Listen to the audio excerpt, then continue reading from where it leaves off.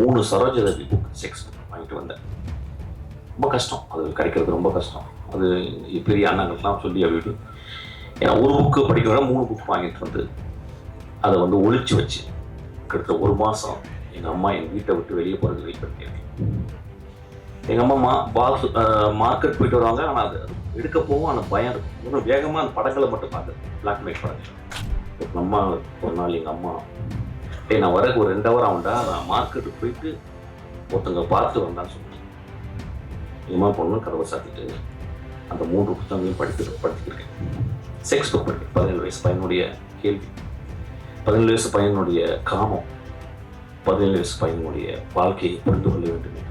அந்த 17 வயது இன்னைக்கு உங்க முன்னால பேசிக்கிட்டு இந்த பையன் ஒரு பெண்ணாக இருந்த என்ன இருந்துச்சு. காமம் ஆண்களுக்கு மட்டும் சொந்தமா?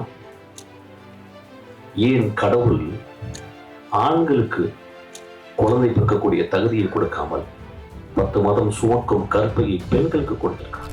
எனக்கு வெற்றிமாறனுடைய ரொம்ப நெருங்கின, நான் அவ்வளோ பக்கத்தில் அவனை அப்படியே உத்து பார்த்துருக்கேன். வெற்றிமாறன் இன்னைக்கு இவ்வளோ உயரம் வந்திருக்காருன்னா படிச்சு படிச்சு படிச்சு படிச்சு சினிமாவை சிந்திச்சு சிந்திச்சு சிந்திச்சு தான் வந்திருக்கான். இது வெற்றிக்கு ரொம்ப நாளா வாடிவாசல்